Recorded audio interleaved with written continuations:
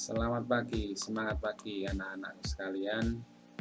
Tidak terasa sekarang sudah pada pembelajaran kelas 11. Tidak terasa kita sudah di kelas 11. Anak-anak sekalian, semoga Anda tetap sehat di dalam kondisi COVID-19 ini. Anak-anak sekalian yang saya banggakan, pada pagi hari ini saya akan menyampaikan materi tentang teknik pengelasan gas metal atau yang disebut dengan plasmik atau mat. Nah, anak-anak, di kelas 11 ini kita akan belajar tentang pengenalan akan pengelasan gas metal itu apa. Nah, kita akan belajar bersama tentang pengenalan dan setting mesin las gas metal atau yang disebut dengan las GMAW. Jadi prinsip dasar dari las gas metal atau MIG-MAG itu adalah proses pengelasan yang energinya diperoleh dari busur listrik. Busur listrik las terjadi antara permukaan benda kerja dengan ujung kawat elektroda yang keluar dari nozzle bersama-sama dengan gas lindung. Jadi ada sedikit perbedaan antara las gas metal dengan las busur manual. Jadi perbedaannya bahwa di dalam las gas metal ini elektrodanya akan keluar dari nozzle secara otomatis. Jadi tidak seperti di MMA atau SMAW. Elektrodanya adalah elektroda tangan. Di las GMAW biasanya dioperasikan secara semi otomatis, sehingga dengan pesatnya perkembangan dunia kerja konstruksi yang membutuhkan pengelasan yang cepat dan kualitas tinggi, maka las GMAW ini menjadi alternatif yang banyak dipakai, dari konstruksi ringan sampai berat. Ini las gas metal atau las GMAW. Nah, sebelum kita akan belajar pengelasan las gas metal, tentunya kita harus tahu dulu alat-alat, peralatan apa saja yang harus dipelajari, yang harus kita ketahui sebelum kita melakukan setting pengelasan.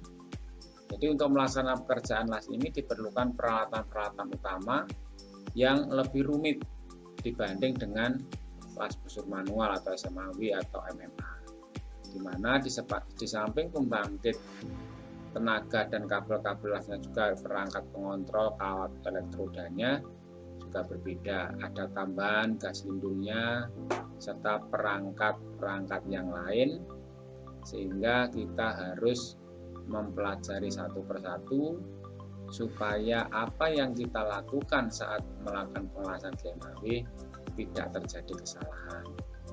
Jadi alat-alatnya mari kita akan pelajari bersama. Jadi perangkat yang dipakai dalam pengelasan las gas metal ini antara lain ada mesin las, ada tabung gas lindung, ada regulator gas lindung, ada flow meter, ada selang gas yang mengalirkan gas lindungnya dari tabung menuju ke regulator, regulator ke mesin, mesin ke boxnya. Ini kemudian ada sistem pengendali dari kawat lasnya, itu yang nanti akan disebut dengan yang namanya wire feeder. Kita bisa lihat dari skemanya. Jadi ada mesin lasnya itu sendiri, ada wire spoolnya, ada wire feeder, kemudian ada gun atau touch, ada massa, kabel massa. Jadi ini skema atau sekilas tentang perangkat atau perlengkapan las skema. Nah, perlengkapan utama itu apa saja? Kita akan bahas satu persatu. Jadi yang pertama adalah mesin las. Mesin las prinsipnya sama dengan las MMA atau SMAW, bahwa mesin las pada GMAW itu juga ada dua istilah, ada mesin AC dan mesin DC. Jadi ada mesin arus bolak-balik dan ada mesin arus arah. Jadi ada alternating current dan ada direct current. Namun sesuai dengan tuntutan pekerjaan dan jenis bahan yang dilas, yang kebanyakan adalah jenis baja, maka secara luas proses pengelasan GMAW menggunakan las DC. Umumnya mesin las arus DC mendapat sumber dari trafo dan kemudian diubah menjadi arus arah dengan voltase yang konstan atau yang disebut dengan constant voltage.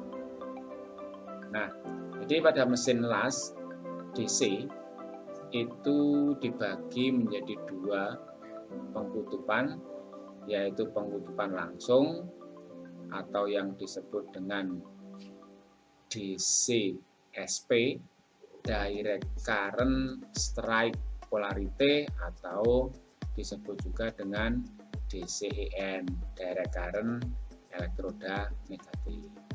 Apa yang dimaksud dengan DCSP atau DCEN? Bahwa jika kutub positif mesin las dihubungkan dengan benda kerja dan kutub negatif dihubungkan dengan kabel elektroda, ini yang disebut dengan pengkutupan langsung atau direct current strike polarity. Nah, dengan hubungan pengkutupan langsung ini, bahwa panas yang terjadi sepertiga panas berada pada elektroda, sedangkan 2/3 panas itu berada di benda kerja.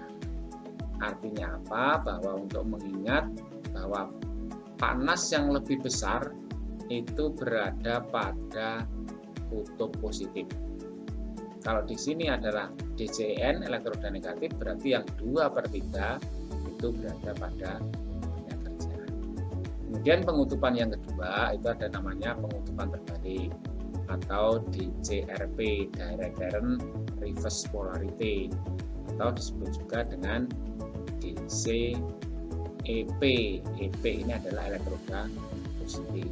Jadi pengutupan terbalik itu kutub negatif mesin las dihubungkan dengan benda kerja, kutub positifnya dihubungkan dengan elektroda. Ini adalah dengan DCEP, elektroda positif.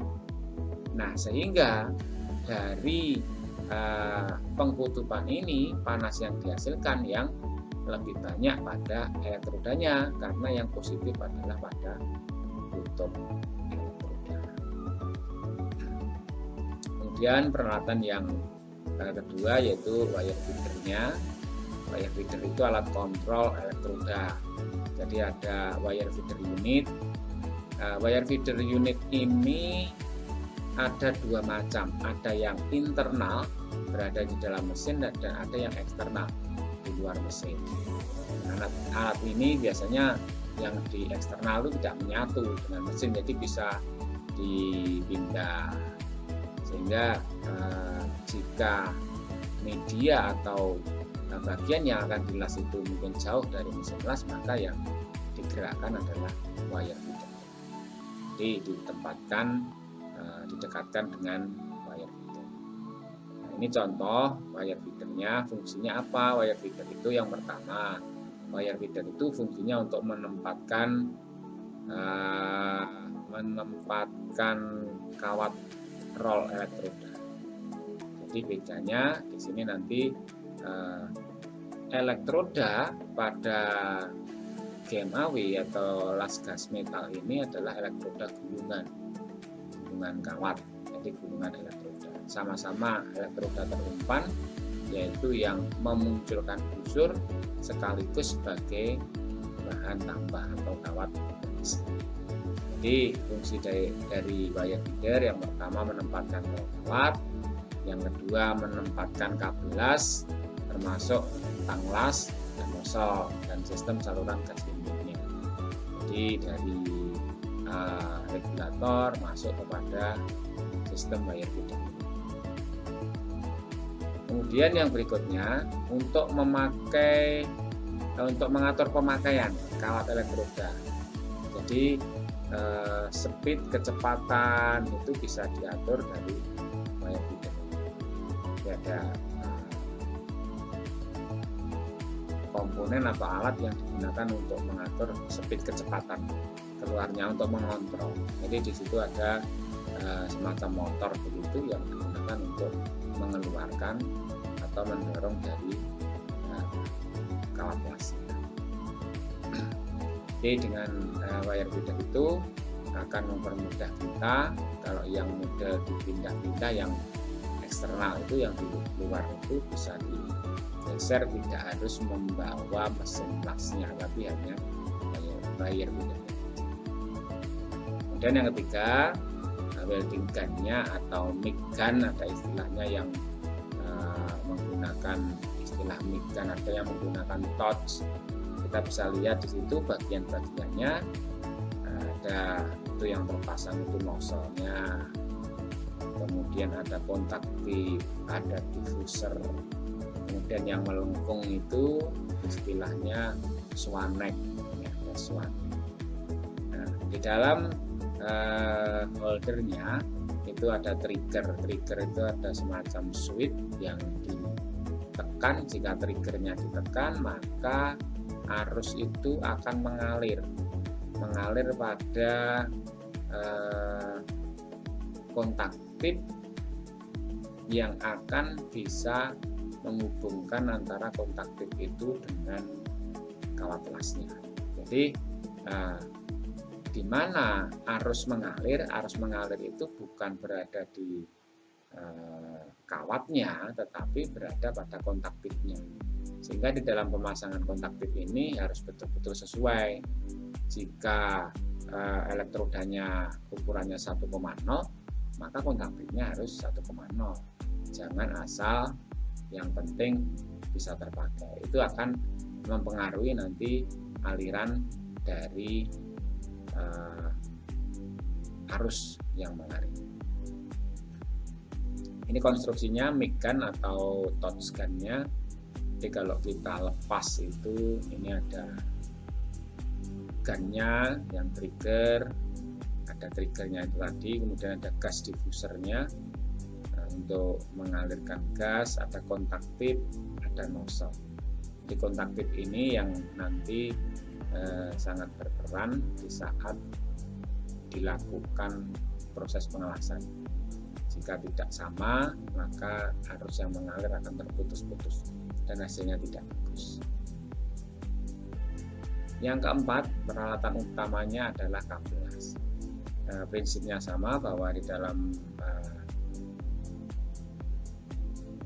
mesin las itu ada kabel primer dan ada sekunder. Kabel primer itu adalah kabel yang dihubungkan kepada jaringan listrik, itu tergantung dari mesinnya. Jika mesin menggunakan 3 fasa, maka kabelnya juga ada 3, bahkan 4, ada yang 3, ada yang 4. Kalau 1 fasa maka hanya 2 kabel saja. Itu yang primer. Kemudian yang sekunder itu kabel ke gunnya dan kabel ke massa, yang kabel pada sekunder. Jadi kabel sekunder itu kabel yang keperluan untuk pengelasan. Jadi di situ juga ada kabel yang ke gun yang menghubungkan antara triggernya untuk bisa menjalankan dari kawat las yang akan dipakai pengelasan. Yang kelima, bagian utama dari las gas metal itu regulator gas. Regulator sama dengan regulator-regulator yang lain, bahwa fungsi dari regulator adalah untuk mengetahui isi dari tabung dan mengatur keluarnya gas yang dipakai. Jadi mengetahui isi tabung berapa, kemudian yang kedua adalah mengatur gas yang akan dipakai berapa tekanan. Regulator. Jadi pemakaian gas lindung yang dipakai pada las gas metal ini pada umumnya adalah CO2. Nah, pada CO2 ini diperlukan heater, pemanas. Jadi regulatornya ada pemanasnya supaya tidak terjadi pendinginan yang berlebihan. Karena jika CO2 itu pada tekanan tertentu mengalir, maka pada aliran itu akan terbentuk semacam es. Jadi ada penggumpalan es. Kalau lama-lama mengalir dikeluarkan tanpa ada heaternya, maka nanti akan tersubat oleh dinginnya aliran dari gas CO2. Akibatnya akan terganggu. Bahkan kalau bisa mencaham dari hasil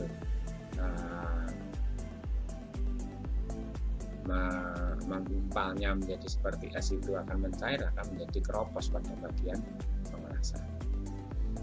Ini kita lihat desain setting las gas metal.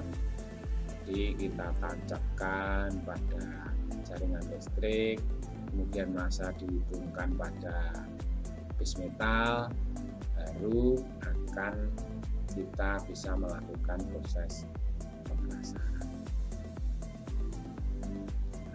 Kita juga bisa melihat sirkuitnya. Ada 3 hal yang terjadi ketika trigger yang ada pada touch gun itu kita tarik atau kita tekan. Yang pertama, elektroda itu akan bergerak keluar karena ada penggerak dari motor itu, sehingga akan keluarlah elektroda. Dan jika itu nanti berhubungan dengan massa, maka terjadi panas dan terjadilah busur api. Jadi aliran energi listrik dari kabel menuju kontaktif dan akan terjadilah busur api jika ujung elektroda itu menyentuh pada gas metal. Inilah yang akan terjadi proses pengelasan pada gas metal atau pada las GMA. Nah, kita akan lihat apa yang terjadi, apa saja yang terjadi pada saat kita melakukan proses pengelasan pada las GMAW.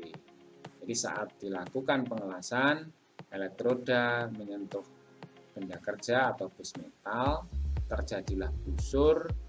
Busur itu akan dilindungi oleh gas,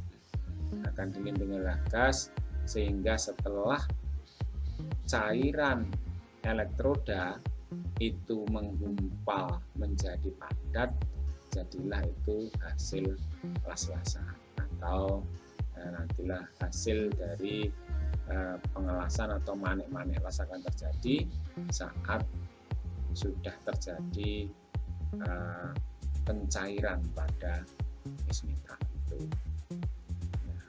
Jadi ada 2 variabel. Jadi di dalam proses GMAW ada 2 variabel yang mempengaruhi hasil dari pengelasan itu. Yang pertama, variabel yang menentukan itu adalah dari mesinnya. Yang kedua adalah dari operatornya, dari orang. Mesin itu apa yang mempengaruhi? Yang itu pada wire feed speed-nya. Jadi saat kita mengatur kecepatan keluar elektrodanya. Jadi seberapa kecepatannya itu harus disesuaikan dengan voltasenya.